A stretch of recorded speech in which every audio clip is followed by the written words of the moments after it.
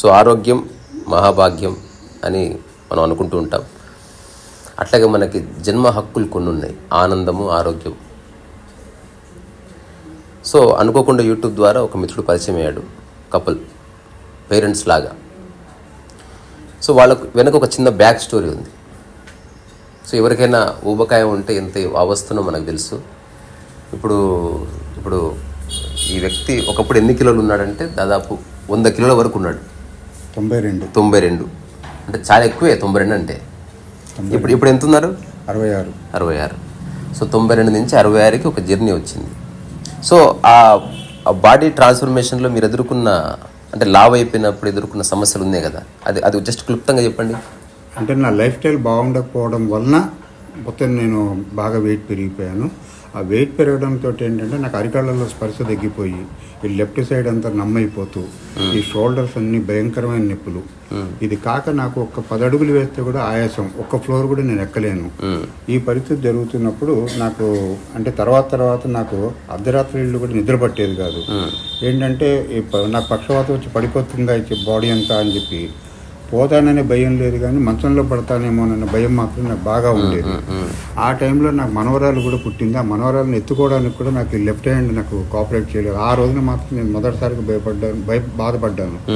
ఎందుకంటే అబ్బా ఇంత కష్టపడి ఇంత వచ్చి మనవరాలను కూడా ఎత్తుకోలేకపోతానేమో అనేటటువంటి ఒక బాధ నాలో కలిగింది. ఆ టైంలో మా మిస్సెస్ కార్డియాక్ అరెస్ట్ నాకు 2017 September 9th night cardiac arrest అయింది. ఆ కార్డియాక్ అరెస్ట్ అవ్వడానికి కారణం హై బీపీ వల్ల అయిందని చెప్పి తర్వాత డాక్టర్లు చెప్పారు. అప్పటికి నాకు బీపీ ఉందన్న సంగతి కూడా నాకు తెలియదు. అయితే ఆ అర్ధరాత్రి అట్లా కార్డియాక్ అరెస్ట్ అవ్వడంతో నన్ను 7 రోజులు వెంటిలేటర్ మీద ఉంచారు. 7 రోజులు అయిన తర్వాత నేను కాన్షియస్లోకి వచ్చాను. కాన్షియస్లోకి వచ్చిన తర్వాత అప్పుడు నాకు తెలిసింది ట్రీట్మెంట్ ఏదో జరుగుతోంది అన్న సంగతి. కార్డియాక్ అరెస్ట్ అయిన సంగతి కూడా నాకు తెలియదు. 7 days తర్వాత తెలిసింది నా గుండె ఆగిపోయింది అన్న సంగతి. ఆ తర్వాత మెల్లిగా వాళ్ళ మెడికల్ ట్రీట్మెంట్ అంతా చేశారు, నన్ను డిశ్చార్జ్ చేశారు. చేసిన తర్వాత లైఫ్ స్టైల్ మార్చుకోండి మీరు, లేకపోతే మళ్ళీ ఇబ్బంది పడతారు అని అన్నారు. అయితే లైఫ్ స్టైల్ మార్చుకోవడం ఏంటి అనేది నాకేం అర్థం కాలేదు. యాక్చువల్గా అసలు వాట్ ఈజ్ లైఫ్ స్టైల్ అంటే నాకేం అర్థం కాలేదు. పొద్దున్నే లేస్తున్నాం, తింటున్నాం, తిరుగుతున్నాం కదా అని అనుకున్నాను తప్ప అది చేసేదంతా క్రమ పద్ధతిలో చేయాలి. తర్వాత ఆహారం ఏ రకంగా తీసుకోవాలి, ఎట్లా తీసుకోవాలి, ఎంత నీళ్లు తాగాలి అనేది కూడా నాకేమీ తెలియదు.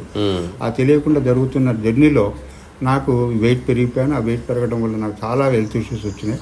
ఆ హెల్త్ ఇష్యూస్ అన్నింటినీ బాధపడుతున్న టైంలో మా మిస్సెస్ ఒక కమ్యూనిటీ పరిచయం చేసింది. ఆ పరిచయంలో నేను కూడా యాక్చువల్గా నమ్మనట్టుగానే దీంట్లో ప్రారంభం చేశాను, చూద్దాము అని. ఆ చూస్తున్న క్రమంలో నాకు ఒక 2-3 రోజులు అయ్యేసరికి బాడీ తేలిక పడుతూ వచ్చింది. ఆ తేలిక పడుతున్న క్రమంలో నేను మెల్లిమెల్లిగా వెయిట్ రెడ్యూస్ అవుతూ వచ్చాను. అట్లా నాకు ఈ అరికాళ్ళలో స్పర్శ రావటము, లెఫ్ట్ సైడ్ నమ్నెస్ తగ్గడము, ఆయాసం తగ్గడము, ఇవన్నీ తగ్గుతూ వచ్చినాయి. అది ఒక మాట నేను మిమ్మల్ని ఆపుతూ ఒక మాట అంటాను. సో ఇప్పుడు మనకి చాలా హెల్త్ సిస్టమ్స్ ఉన్నాయి. ఇప్పుడు మంతెన గారి హెల్త్ సిస్టము, వీరమాచినేని, లేకపోతే NDS, సో మెనీ మెథడ్స్ ఉన్నాయి. అట్లాగే మెడిసినల్ మెథడ్స్ కూడా ఉన్నాయి. సో వీళ్ళు ఏదో ఒక మెథడ్ని అడాప్ట్ చేసుకొని హెల్త్ వచ్చింది అని చెప్పారు. సో ఆ ప్రొడక్ట్స్ గురించి కానీ దాని ప్రమోషన్ కానీ సంబంధించిన వీడియో కాదు ఇది. సో వాళ్ళల్లో ఏ ట్రాన్స్ఫర్మేషన్ వచ్చిందని చెప్పడానికి వాళ్ళు ఇష్టం చూపించారు కాబట్టి నేను యాక్చువల్లీ రికార్డ్ చేస్తున్నా. అది డిస్క్లైమర్. అంటే ప్రాపర్ మార్నింగ్ పూట మా breakfast replacement, night dinner replacement, అది కాక low calorie high protein food తీసుకోవడం వలన ఏదైతే క్యాలరీస్ పెరిగి అవి ఖర్చు పెట్టుకోలేని పరిస్థితి ఏదైతే ఉందో, ఇక్కడ మేము తీసుకునేదే లో క్యాలరీ ఫుడ్ తీసుకోవడం వల్ల నా బాడీలో ఉన్న వేస్ట్ అంతా కూడా వెళ్ళిపోయి, ఫ్యాట్స్ అన్ని కూడా కరిగిపోయి నేను ఇవాళ దాదాపుగా ఐడల్ వెయిట్కి రావడం చూస్తే తెలుస్తుంది. ఐడల్ వెయిట్కి రావడం ఒకటే కాకుండా నేను ఈ కమ్యూనిటీకి వచ్చినప్పుడు నా ఇన్నర్ ఆర్గన్స్ ఏజ్ వచ్చి 76 ఏజ్ చూపించింది. అప్పుడు నా ఫిజికల్ ఏజ్ 62 years. నా లోపల ఆర్గన్స్ 76 years. ఇవాళ నా ఫిజికల్ ఏజ్ 63, నా ఇన్నర్ ఆర్గన్స్ వచ్చి 62 years. సో అంటే నా లోపల ఆర్గన్స్ అన్ని కూడా నా ఏజ్కి తగ్గట్టుగా పారామీటర్స్ మారి రివర్స్ అంటే యాంటీ ఏజ్లోకి వచ్చాను. ఇది ఇట్లా మొత్తం అంతా ఒక సిస్టమ్, ఒక కమ్యూనిటీ నాకు హెల్ప్ చేయడం వల్ల నాకు ఇది. ఇప్పుడు బరువు తగ్గక ముందు, బరువు ఉన్నప్పుడు ఏమిటి తేడా కదలికల్లో? బరువు తగ్గక ముందు, బరువు ఎక్కువగా ఉన్నప్పుడు ఏంటంటే ఏ పని చేయబుద్ధి అయ్యేది కాదు. అసలు ముందు బాడీ కదలడమే ఇబ్బందిగా ఉండేది. ఎక్కడికైనా వెళ్ళాలన్నా చేయాలన్నా ఇప్పుడు ఎక్కడైనా ఒక 2 ఫ్లోర్లు ఎక్కాలి అని అంటే అబ్బా 2 ఫ్లోర్లు ఎక్కడ నా వల్ల కాదు కాబట్టి వాళ్ళు ఎవరైనా కిందికి వస్తే మాట్లాడాలి, లేకపోతే కామ్గా పని మొదలేయాలి. తర్వాత ఇంకోటి ఏంటి అని అంటే ఈవెన్ బండి నడిపిస్తున్నప్పుడు కూడా స్టాండ్ వెయ్యాలి తీయాలంటే కూడా ఆయాసం. తర్వాత రాత్రి పడుకున్నప్పుడు ఒక జనరేటర్ ఆన్ చేసినంత సౌండ్ గురక. సో ఈవిడ పక్కన గదిలోకి కూడా వెళ్ళి పడుకోవాల్సిన పరిస్థితి కూడా ఏర్పడింది. ఆ తర్వాత ఎప్పుడైతే నేను వెయిట్ తగ్గుతూ వచ్చానో ఆ వెయిట్ తగ్గడం వలన నాలో యాక్టివ్నెస్ పెరిగింది. ఇప్పటికి నేను రోజు 4 o'clock లేస్తాను పొద్దున, రాత్రి 10 గంటలకు పడుకుంటాను. ఈ మధ్యలో నేను పడుకోను.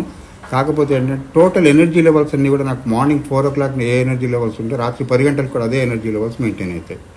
సో ఇప్పుడు నేను ఉద్యోగం కానీ నా అంటే మైండ్ కూడా ఇది అంటే బాడీ మైండ్ అంటే బాడీ ఒకటే శరీరం బాగుండటం వల్ల మైండ్ జీవితం వల్ల బిగిన్ అయింది. గతంలో ఎందుకు బతుకుతున్నానో అర్థమయ్యేది కాదు, కానీ ఇప్పుడు బతకాలి అనేటటువంటి కాంక్ష పెరిగింది. మంచి మాట. కాంక్ష పెరిగింది. తర్వాత నేను 10 మందికి హెల్ప్ అంటే ఇప్పటిదాకా ఒక గమ్యం కానీ ఒక నేను ఎందుకు పుట్టానని చెప్పి కూడా నాకు అప్పుడప్పుడు అనిపిస్తూ ఉండేది. కానీ ఇవాళ నాకు ఒక పర్పస్ దొరికింది. నేను ఏదైతే బాడీ మైండ్ ట్రాన్స్ఫర్మేషన్ చేసుకున్నానో అది మిగతా వాళ్ళకు కూడా హెల్ప్ అవ్వచ్చు అనేటువంటి ఉద్దేశంలోనే నేను మిమ్మల్ని కలిసాను. నమస్కారం. తర్వాత మీరు చెప్పే కంటే ముందు నన్ను ఎట్లా దొరికి అంటే మీ వీడియోస్ అన్ని నేను కనెక్ట్ అవుతూ వచ్చాను. అంటే మామూలుగా ఏంటంటే నేను గతంలో చాలా స్పిరిచువాలిటీ వల్లనే ఏదో అవుతుంది, పూజల వల్ల అవుతుంది, వాటి వల్ల అవుతుంది, వీటి వల్ల అవుతుంది అని చెప్పి ఒక మూఢ విశ్వాసంలో ఉండేవాడిని. ఆ మూఢ విశ్వాసంలో నుంచి బయటకు వచ్చాను. బయటకు వచ్చిన తర్వాత ఒక 5 ఏళ్ల కిందట ఇదంతా ఏదో కాదు, సంథింగ్ ఏదో ఉంది, యూనివర్స్ని మొత్తం నడిపిస్తున్న ఒక శక్తి ఉంది. ఆ శక్తి మొత్తం అందరినీ మొత్తం జగత్తుని నడిపిస్తూ ప్రతి జీవకోటినంతా అదే శక్తి నడిపిస్తుంది అనేది ఒక నాకు ఇది ఉంది. ఆ ఆలోచన చేస్తున్న టైంలో మీ వీడియోస్ నాకు కనెక్ట్ అయినాయి. కనెక్ట్ అయినప్పుడు ఏమైందనంటే మనిషి యొక్క స్వభావము, మనిషి యొక్క అంటే మీరు ఒక మాట చెప్పారు. మీ మాట నాకు ఎందుకు కనెక్ట్ అయిందనంటే ఆలోచన విధానం మారితే నీ జీవన విధానం మారుతుంది, నీ జీవన విధానం మారితే నీ ఆరోగ్యం మారుతుంది అనేది ఒకసారి ఒక వీడియోలో మీరు అన్నారు. ఆ లైన్ నాకు కనెక్ట్ అయింది. ఆ లైన్ నాకు కనెక్ట్ అవ్వడంతో మిమ్మల్ని ఎట్లన్నా కలవాలి, అంటే ఏదైతే నాకు లోపల ఉందో అది నాకు బయటకు చెప్పుకోవడానికి అవకాశం దొరుకుతుందనే ఉద్దేశంలో నేను ఈ జర్నీలో మిమ్మల్ని కలిశాను. చాలా సంతోషం. అమ్మ నువ్వు చెప్పు. నమస్తే సార్. అమ్మ కొడుకని మళ్ళీ సార్ అంటావు. చెప్పు. అది నాకు దైవికంగానే నేను ఏదైతే న్యూట్రిషన్ ఫుడ్ తీసుకుంటున్నానో అది ఏదో ఒక మంచి నాకు మాస్టర్స్ బ్లెస్సింగ్స్ ద్వారా దొరికిందని అనుకున్నాను. ఎందుకంటే ఎప్పుడు ప్రతినిత్యం చిన్నప్పటి నుంచి ఒబెసిటీ అంటే నాకు చిన్నప్పుడు ఒక బ్లడ్ బాంటింగ్స్ అయ్యి అప్పటి వరకు చాలా ఇట్లా ఊరితే పడిపోయేటట్టుగా అంత వీక్గా ఇలా నీరసంగా ఉండేదాన్ని. అలా బ్లడ్ బాంటింగ్స్ అయ్యి ఒక టీనేజ్కి అంటే 13 years అట్లా వచ్చేసరికి అలా విపరీతంగా ఫుడ్ని కూడా నేను బాగా ఎప్పుడు ఏం తింటున్నానో, ఎంత తింటున్నానో, ఎలా తింటున్నానో తెలియకుండా బతికినమ్మా ఇదనమాట. దీంతో ఏంటంటే షుగరు ఈ లెక్క చేసేదాన్ని కాదు. దేని గురించి లెక్క చేస్తే కానీ శరీరం బాధపడుతుంది, ఇబ్బంది పడుతుంది. ఆ ఇబ్బంది పడుతున్నప్పుడు నేను అనుకుంటా నాకే ఉంటాయా ఈ నొప్పులు, అందరికీ ఉంటాయా అన్నది ఒక డౌట్. అంటే అసలు ఈ నొప్పు లేని టైం ఏదైనా ఉందంటే ఇప్పుడు నాకు వెరికోస్ వెయిన్స్ 20 years నుంచి ఈ రైట్ బ్రెస్ట్లో ఒక లంప్ కంటిలాగా వచ్చింది. అయితే అది ఏం పెద్ద ప్రాబ్లం లేదన్నా. నేను మెమోగ్రఫీ తీయించుకున్నప్పుడు పెద్ద ఇది లేదు. ముందు భయపడతాను, తర్వాత సర్వరోగాలకు నిలయమైంది నీ శరీరం. షుగరు బీపీ అంటే మనకి మామూలుగా ఎవరికీ లేదు, కానీ నాకుందేంటి నా కర్మ. అది కర్మ కాదు, ఏం కాదు. మనం ఏదైతే తీసుకుంటామో అదే మన బాడీ అనేది తెలిసింది. తర్వాత నెక్స్ట్ సరే దైవికంగా నాకు పరిచయం అయింది. ముందు అసలు నేను నమ్మలేవు, బాడీ ఒళ్ళు తగ్గడానికేమో అనుకున్నా. High sugar, migraine, varicose veins, ఏదైనా షాపింగ్కి వెళ్తే ఎప్పుడు ఇలా కూర్చుండిపోదామా, వామిటింగ్ సెన్సేషన్ అనమాట. ఇష్టం షాపింగ్. కానీ ఆ షాపింగ్కి వెళ్ళినప్పుడు ఒక ప్లేస్ ఉంటే బాగుండు, ఇలా కూర్చోవాలి అన్నంత ఇదిగా ఉండేది అనమాట. చాలా కష్టపడ్డాను శారీరకంగా బాగా. నేను ఏ పనైనా నేను ఒక 40-50 మందికి కూడా ఒక్క చేత్తో వండిన ఇది ఉంది. అంత ఇది కూడా బలవంతంగానే పళ్ళబీగున బాధ్యతలు అంటే కమిట్మెంట్. ఆ కమిట్మెంట్తో లాక్కొచ్చా కానీ నిజంగా బాడీ సహకరించి అట్లా కాదు, ఇదైతే కాదు, కంపల్సరీ అవసరం కాబట్టి చేయవచ్చు. చేసి వచ్చాను. ఒక మూమెంట్లో నాకు ఈ ప్రోడక్ట్స్ వాళ్ళు బలవంతంగా పంపించారు, మా వదినే పంపించింది, తీసుకొని నీకెందుకు, నేను చెప్తున్నా కదా హెల్త్ బాగుంటుంది. అది నాకు ఇప్పుడు అది ఊరికే బాడీ తగ్గడానికి అనుకున్నా కానీ నాకు హెల్త్ ఇంత బాగుంటుంది అనేది మటుకు నాకు తెలీదు. సరే ఇష్టంగానే తీసుకున్నా. ఎందుకు 3 days అవ్వగానే బాడీ తేలిగ్గా ఇలా చాలా నాకు తెలియని జోష్ వస్తున్నట్టుగా అనిపించింది. ఇంకా అలా నేను ప్రతిరోజు కమ్యూనిటీకి మార్నింగ్ ఈవినింగ్ వాళ్ళ దీనికి ఇచ్చేయడం, నాకు ఇన్ఫర్మేషన్ వల్ల ఏంటంటే మన బాడీలో మన బాడీకి మనమే డాక్టర్స్ అవ్వాలి. మన బాడీ గురించి ఏం తెలియదు, ఊరికినే పైన ఇది అంటే వస్తువుల్ని వాడుకోవాలి, బాడీని జాగ్రత్తగా చూసుకోవాలి అనేది ఒక ఇది. కానీ మనం ఏం చేస్తున్నాము, వస్తువుల్ని జాగ్రత్తగా చూసుకుంటున్నాం, బాడీని వాడుకుంటున్నాం, మనుషులను వాడుకుంటున్నాం.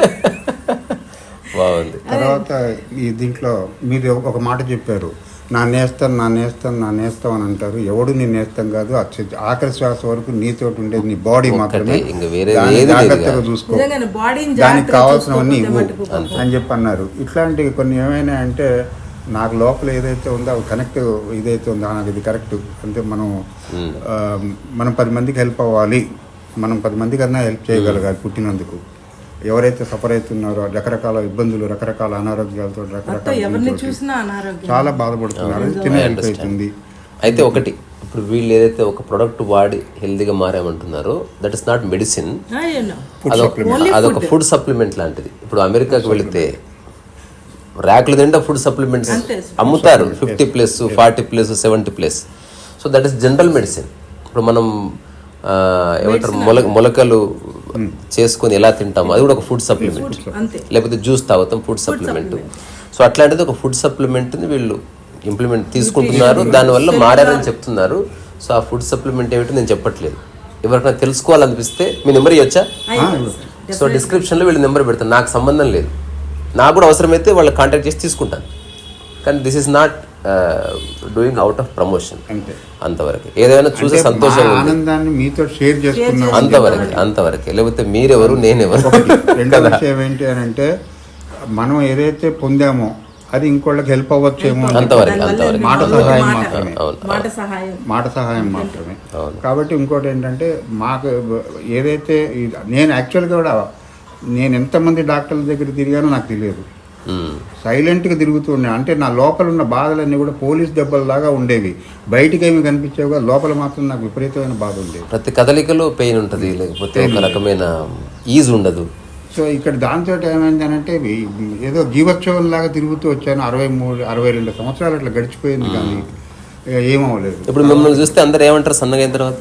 ఇప్పుడు అందరూ హ్యాపీగా ఉన్నాయని అందరూ అంటున్నారు. ఇదివరకటి కంటే యాక్టివ్గా తిరుగుతున్నాను, యాక్టివ్గా ఉండేసరికి ఎట్లా అయింది ఏంటి అని అడుగుతారు, ఆబ్వియస్గా అడుగుతారు కదా. ఒక గ్రేట్ ట్రాన్స్ఫర్మేషన్ అంటే దానికి తగ్గట్టుగానే నేను కూడా కొద్దిగా అంటే మీ ఫోటో చూపించండి ఒకసారి. నానే నానే నానే నానే బీన్ బ్యాగ్ లాగా ఉన్నాడు చక్కగా. సో ఇదో ఫోటో నాకు షేర్ చేయండి, ఊరికి అట్లా థంబ్నెయిల్లో పెడతా. అంటే ఇంతవరకు ఎప్పుడు అవకాశం రాలేదు ముందు తర్వాత అని ఒక వీడియో చేయడానికి. బాగుంది చాలా. ఇంకేదన్నా లాస్ట్ ఒక మాట చెప్పండి. సో మనిషి ఆనందంగా బతకాలంటే ఏం చేయాలి? ఆరోగ్యం ఉండాలి. ఆరోగ్యం ఉంటేనే ఆనందం ఉంటుంది. అంతే. ఏదన్నా షేర్ చేసుకోవచ్చు, ఆరోగ్యం షేర్ చేసుకోలేము, అట్లాగే అనారోగ్యం కూడా షేర్ చేసుకోలేము. బాధలు షేర్ చేసుకోవచ్చు, షేర్ తీసుకోరు. అలాంటి మనగాడు పుట్టలేదు ఇంకా. నొప్పులు మాత్రం ఎవరు షేర్ చేసుకోరు, వీళ్ళు పడే బాధలు మాత్రం ఎవరు షేర్ చేసుకోలేరు. అంతే. డబ్బు షేర్ చేసుకుంటారు, మిగతా ఆనందంలో షేర్ చేసుకుంటారు, అన్ని చేసుకుంటారు, కానీ ఇది మాత్రం ఎవడు షేర్. మా తాత ఒక ఆయన ఉండే, ఆయన పేరు నాకు గుర్తులేదు, 2 సార్లు కలిసినాయి. ఆయన విపరీతంగా బెడిలు తాగాడు అనమాట లైఫ్లో. దాంతో లాస్ట్కి ఊపిరితిత్తులంతా చిల్లు అయిపోయి విపరీతంగా దగ్గు వచ్చేది, ఆస్తమా. సో ఆయన చివరి రోజుల్లో కొల్లాపూర్లో నేను ఒక రాత్రి ఉన్నా. ఆయనతో నాకేం ఆయన పేరు ఆయనకు నాకు ఏ సంబంధం లేదు, ఏం తాత అంటే ఏం మనవాడు అంతవరకే. ఆ రోజు రాత్రి దగ్గుతున్నాడు. రాత్రి నేను ఒక్కడనే ఉన్నా, అందరూ పడుకున్నారు. సో నేను చూస్తూ ఉన్నా, అంటే నేనేమి చేయలేను, అడిగితే నీళ్ళు ఇద్దామని. సో అతను ఒక మాట అన్నాడు, నా ఆస్తులు గీస్తులు అందరు అనుభవించారు, ఎవడన్నా నా కోసం దగ్గితే బాగుండ్రా, ఈ దగ్గు ఆగితే పడుకుందామంటే ఇది రాదు, దగ్గే లోపు నిద్రపోతుంది. ఏమిటో మన శారీరక ఇది ఎవరు తీసుకోరు.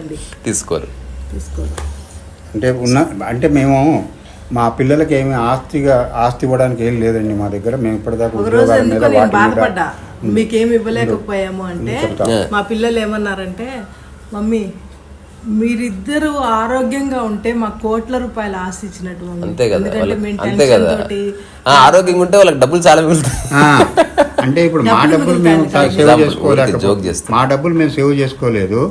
మేము అనారోగ్యం పాలైతే వాళ్ళు కష్టపడి సంపాదించిన డబ్బులు కూడా మేము తినేయవలసి వస్తుంది. అంతే కదా. సో మేము అనుకున్న అల్టిమేట్గా మేము ఇద్దరం ఒక నిర్ణయానికి ఏమొచ్చాము అంటే, ఈ ఎత్తు మీద ఎంతకాలం ఉంటామో మనకు తెలియదు, ఉన్నంత కాలం మాత్రం హ్యాపీగా ఆనందంగా వాళ్ళకి ఏ విధమైన ప్రాబ్లం కాకుండా వాళ్ళ ఉద్యోగాలు వాళ్ళు ప్రశాంతంగా చేసుకోవాలి. ఎందుకంటే మా అబ్బాయి బెహ్రీన్లో ఉంటాడు, మా అమ్మాయి బెంగళూరులో ఉంటుంది, వాళ్ళ కాపురాలు వాళ్ళ కమిట్మెంట్స్ వాళ్ళకు ఉన్నాయి. వాళ్ళకి మేము బడ్డెన్ అవ్వకూడదు అనేది ఒక మెయిన్ సంకల్పం. అది మన కనీస ధర్మం. ఒక 2 lakhs వచ్చినాయి మమ్మీ నాకు బోనస్ గా అని చెప్పి అన్నాడు. ఆ 2 lakhs నా హాస్పిటల్కి అయిపోయింది. గంటలో అయిపోయింది. అంటే ఆ టైం కి అలా వచ్చినాయి అని సంతోషించాలా లేకపోతే నాకు అర్థం కాలేదు అసలు. డబ్బు అంతా పాప ఆనందంగా మమ్మీ ఏదైనా కొనుక్కుంటావా అని అడిగాడు. అసలు ఒక మంచి బ్యాక్గ్రౌండ్ స్కోర్ పడితే భలే ఉంటుంది ఇక్కడ. అంటే అట్లా అంటే లైఫ్ అంటే ఇవన్నీ ఓకే. మీరు ఇప్పుడు బాగున్నారు కదా, సూపర్ బ్రహ్మాండం, హ్యాపీగా ఉన్నాం. ఇంతకంటే ఏం అక్కర్లేదు, చాలా హ్యాపీగా ఉన్నాం. అంటే ఆరోగ్యంలో ఉన్నప్పుడు అనారోగ్యానికి నిజంగా ఆరోగ్యం ఎలా ఉంటుందా అనేది అనే హ్యాపీనెస్ మాకు. అంటే మీ టాక్ లో కూడా చెప్పారు, ఆరోగ్యం అంటే ఎప్పుడు తెలుస్తుంది అంటే నీకు అనారోగ్యం వచ్చినప్పుడు మాత్రం ఆరోగ్యం యొక్క విలువ తెలుస్తుంది. అనారోగ్యాలు పడ్డాం కాబట్టి వాళ్ళు ఆరోగ్యంగా ఉన్నాం కాబట్టి ఆనందాన్ని నేను వ్యక్తం చేసుకోగలుగుతున్నాను. అంతే అంతే అంతే, యు ఆర్ రైట్, 100% రైట్. ఎందుకంటే అప్పుడు అంటే రోజు ప్రతి క్షణం ఒక బాధ. అసలు ఉద్యోగానికి ఎట్లా వెళ్ళానో ఎట్లా వచ్చానో నాకు తెలియదు. వెళ్ళాను ఇంకా తప్పదురా భగవంతుడా అని చెప్పి వెళ్ళడం. కష్టంగా చేసాము, ఇప్పుడు ఇష్టంగా చేయాలి. ఏ పనైనా ఇష్టంగా చేయగలుగుతున్నాం. సంతోషం చాలా. అది సో మీ నెంబర్స్ నాకు ఊరికి అట్లా పేపర్ మీద రాసివ్వండి, అట్లా పెడితే ఎవరన్నా ఆరోగ్యం కావాల్సిన ఎవరికైనా ఎవరికి ఇప్పుడు 1 కోటి మందిలో ఒక్కరికి హెల్ప్ అయినా అంత చాలు, హ్యాపీ. అంతే అంతే. తర్వాత అంటే మీ టాక్స్లలోనే విన్నాను, 1000 మందిలో వాళ్ళు చెప్తున్నప్పుడు ఒక్కళ్ళు క్యాచ్ చేస్తే చాలు, ఒక్కళ్ళు కూడా ఇదైతే చాలు. ఇప్పుడు అంటే ఇప్పుడు నాకేంటంటే ఈ అనంతమైన శక్తిని ఒకటి నడిపిస్తుందో ఆ నడిపించే శక్తి ఉంది అని చెప్పి మిగతా ఎప్పుడైతే అన్నారో మీరు ఈ ఏదైతే నాకు ఫస్ట్ ఆఫ్ ఆల్ నా మైండ్లో ఉన్నదానికి ఈ పూజలు పునస్కారాలు ఇవన్నీ నాకు ఇది లేదు. అట్లా కాకుండా ఏంటంటే నా స్వభావం ఏంటో నాకు ఈ రోజుకి అర్థం కావట్లేదు. వాట్ టైం అనేది నాకు అర్థం కావట్లేదు, నా మైండ్ ఏంటో నాకు అర్థం కావట్లేదు. అర్థమైనట్టుగా అర్థమవుతోంది, టక్కున మాయమైపోతుంది. అది బండి మీద వస్తున్నప్పుడు కూడా వాడు బ్రేక్ వేస్తే అయ్యో అని అనిపిస్తుంది, మళ్ళీ వద్దు అని మళ్ళీ వెనక్కి. అంటే ఏదో మొత్తం మీద మాత్రం ఇది ఆలోచిస్తోంది, ఏదో కాదు అనవసరంగా ఇక్కడ నేను ఇరిటేట్ అవ్వకూడదు అని చెప్పి చెప్తోంది. అది ఓకే రైట్, కొంతకాలానికి అవుతుంది, డెఫినెట్గా అవుతుంది. మనం ప్రయత్నం చేయగా డెఫినెట్గా అంటే మనం మారాలి. ముందు మీరు చెప్పినట్టుగా ఎవరినో మార్చడం కాదు, ఇది బలవంతాల మీద చేసేది. అసలు మనం మారితే మీరు పరిచయం అవడానికి ఫస్ట్ కారణం నువ్వు ఎవరిని మార్చుకో, నిన్ను నువ్వు మార్చుకో అనేటటువంటి ఆ వీడియో ఒకటి విని అక్కడ కనెక్ట్ అయ్యాను. ఫస్ట్ థింగ్ అది యాక్చువల్గా అప్పుడు నాకు అప్పుడు ఆలోచించడానికి మొదలైంది, ఎవరిని నేను మార్చొద్దు, నన్ను నేను మార్చుకోవాలి, ఎవరిని నేను మార్చలేను, నన్ను నేను మార్చుకోగలను అనేది నాకు అక్కడ అర్థమయ్యి అక్కడి నుంచి ఆలోచించడం మొదలైంది. ఆలోచించిన తర్వాత మెల్లిమెల్లిగా నన్ను మార్చుకోవడానికి నేను ప్రయత్నం చేస్తున్నాను. అంత బాగుంది, బీయింగ్ ఆనెస్ట్. ఓకే మరి, థ్యాంక్ యూ. మళ్ళీ కలుద్దాం అమ్మ నాన్న. Thank you. సెలవు.